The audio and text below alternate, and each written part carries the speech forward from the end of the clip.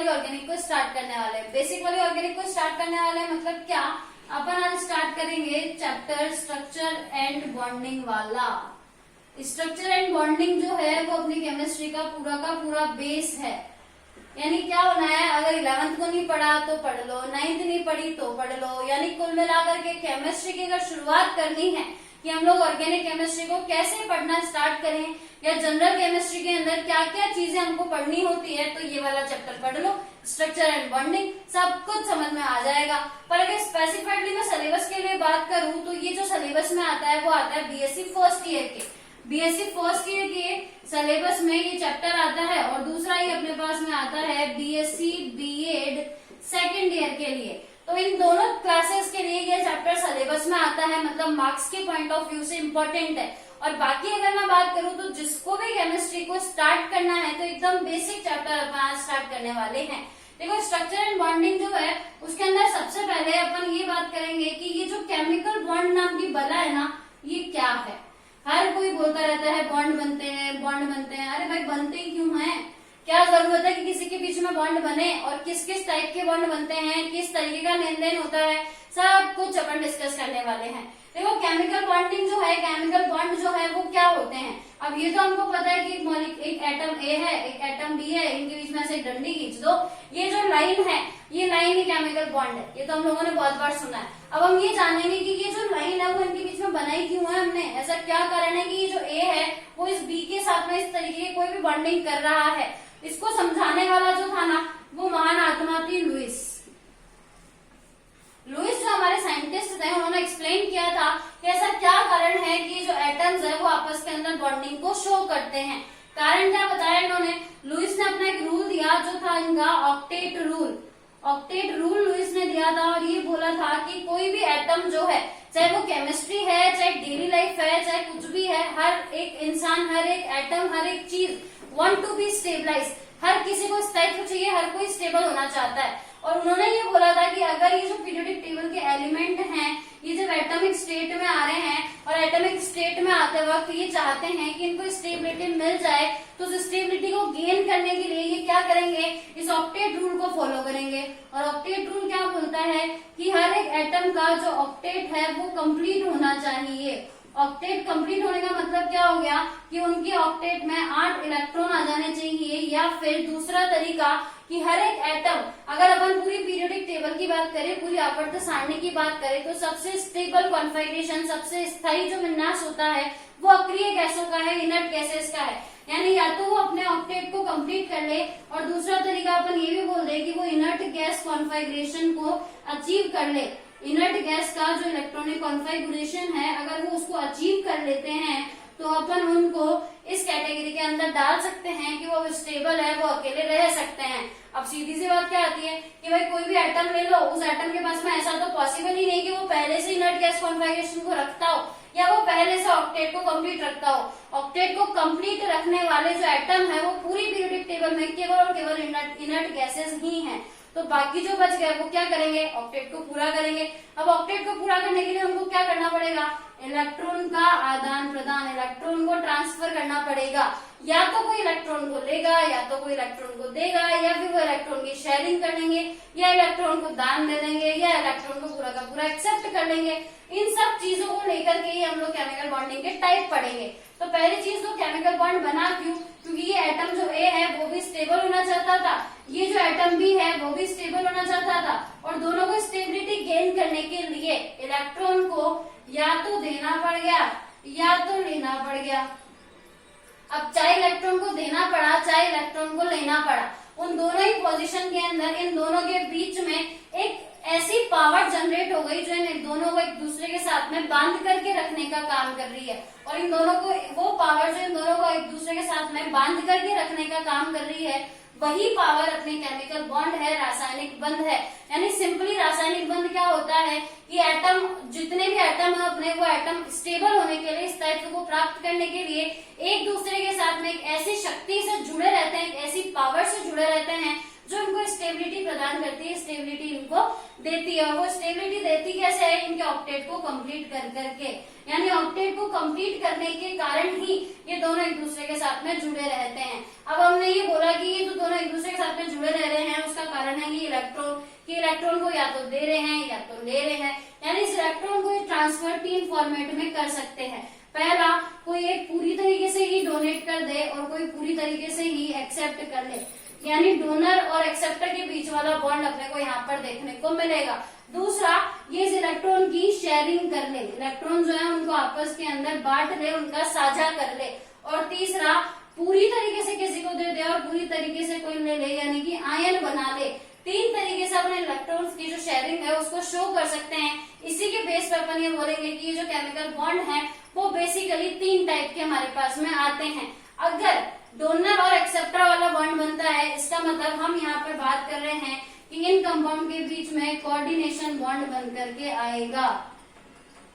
अगर हम लोग ये बोलते हैं कि इलेक्ट्रॉन्स की शेयरिंग हुई है, तो हम ये बोल देंगे कि इनके बीच में कोवैलेंट बॉन्ड बन करके आया है। अगर ये बोलेंगे कि आयन का फॉर्मेशन हो रहा है इन इलेक्ट्रॉन्स की वजह से, तो हम ये बोल देंगे कि यहाँ पर आयोनिक बॉन्ड जो है वो बन करके आए हैं। तो ये तीनों बॉन्ड हम लोगों ने किस बेस पे डिवाइड किए हैं कि इलेक्ट्रॉन का क्या हो रहा है, इनका आदान प्रदान हो रहा है, पूरी तरीके से दिए जा रहे हैं या कोई एक दे रहा है और कोई एक ले रहा है। इसके आधार पर अपने केमिकल बॉन्ड को इन 3 टाइप के अंदर क्लासिफाई करा है। तो ये तो केमिकल बॉन्डिंग का एकदम बेसिक हो गया कि ये क्या होते हैं और किस तरीके से बनते हैं। अब जो हमारी जो केमिस्ट्री घूमने वाली है, क्योंकि हम ऑर्गेनिक केमिस्ट्री पढ़ रहे हैं, तो हमारी केमिस्ट्री तो इस कार्बन के इर्द गिर्द घूमने वाली है। और ये जो कार्बन है वो ऑलवेज आपकी कोवैलेंट बॉन्डिंग करता है, इलेक्ट्रॉन्स का साझा करता है।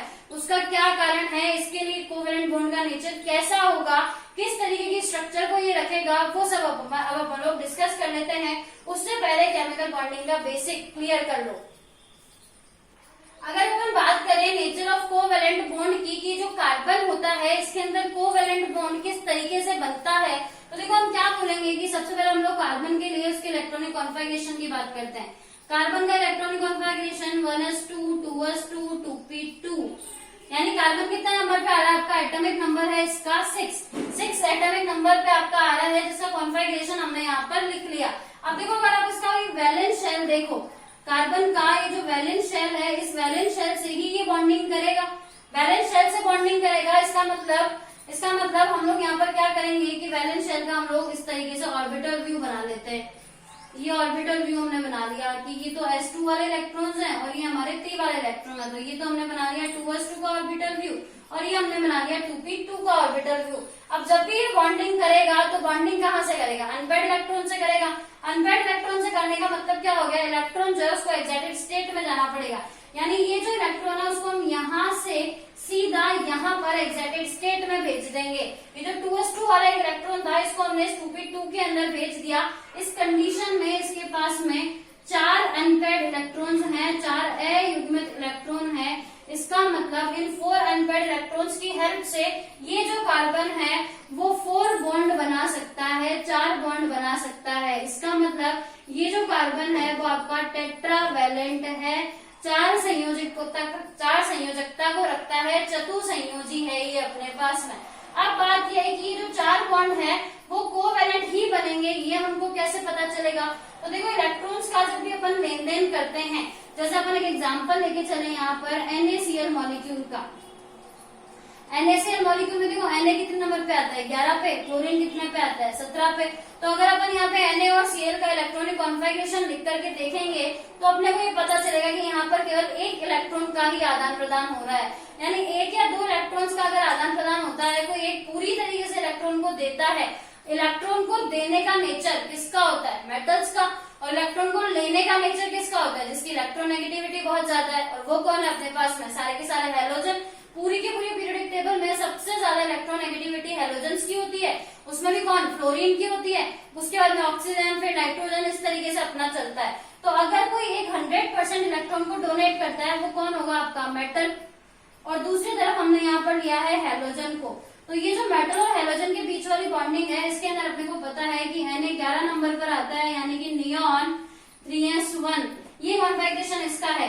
जबकि अगर अपन क्लोरीन की बात करें तो इसका कॉन्फ़िगरेशन है नियॉन 3s2 3p5, देखो इसको अपना ऑक्टेट पूरा करने के लिए, इसके ऑक्टेट में 8 इलेक्ट्रॉन हो जाए, उसके लिए केवल 1 इलेक्ट्रॉन और चाहिए। अगर इसको 1 इलेक्ट्रॉन मिल जाता है तो इसका कॉन्फ़िगरेशन हो जाएगा 3s2 3p6, 3s2 3p6 configuration. इसका मतलब 10 और ये हो गया 8, 18 का मतलब ये जो क्लोरीन है उसको ऑर्गन का कॉन्फ़िगरेशन मिल गया, और ऑर्गन एक इनर्ट गैस है, और ये 1 इलेक्ट्रॉन इसको कौन देने वाला है, ये S। अगर इसने 1 इलेक्ट्रॉन इसको दे दिया तो 1 इलेक्ट्रॉन इसको देते हैं, ये तो कन्वर्ट हो जाएगा आपका 3s2 3p6 में, और ये बच जाएगा आपका नियॉन के अंदर। तो सोडियम अगर नियॉन में कन्वर्ट हो गया इसका मतलब इनर्ट गैस कॉन्फ़िगरेशन मिल गया, और क्लोरीन अगर ऑर्गन में कन्वर्ट हो गया इसका मतलब इसको भी इनर्ट गैस कॉन्फ़िगरेशन मिल गया। तो ये लोग बॉन्डिंग क्यों कर रहे हैं, स्टेबल होने के लिए ना, और स्टेबल कब होंगे, जब इनको इनर्ट गैस कॉन्फ़िगरेशन मिलेगा। इसका मतलब ये जो Na और Cl के बीच की बॉन्डिंग है उसका कारण ये है कि Na तो कन्वर्ट हो गया नियॉन में और क्लोरीन कन्वर्ट हो गया ऑर्गन में, और कन्वर्ट कैसे हुआ, केवल 1 इलेक्ट्रॉन के लेने और देने से। Na ने 1 इलेक्ट्रॉन दिया और खुद कन्वर्ट हो गया Na+ में, क्लोरीन ने 1 इलेक्ट्रॉन लिया और खुद कन्वर्ट हो गया ये Cl- में। तो इस तरीके से 2 आयन बने, और आयन के बीच में बॉन्डिंग जो होगी वो आयनिक बॉन्डिंग होगी। इसलिए यहाँ तो आयनिक बॉन्डिंग बन गई, लेकिन कार्बन के पास में 4 अनपेयर्ड इलेक्ट्रॉन है। ये 4 इलेक्ट्रॉन को एक साथ ना तो दे सकता है ना तो ले सकता है। इसको अपने इन चारों के लिए 1-1 इलेक्ट्रॉन और चाहिए, ताकि ये जो अपना साझा है उसको पूरा करके अपना ऑक्टेट जो है उसको कंप्लीट कर ले।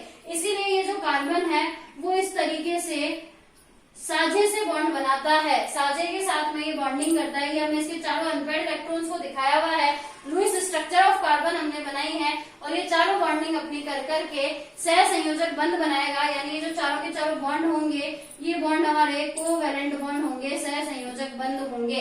तो ये चारों कोवैलेंट बॉन्ड ये लुईस स्ट्रक्चर के आधार पर बनाएगा। अब बात ये आती है कि कार्बन टेट्रावैलेंट तो हो गया, चारों बॉन्ड इसके कोवैलेंट बॉन्ड होंगे, सह संयोजक बंध होंगे, ये भी हमको यहाँ पर क्लियर हो गया।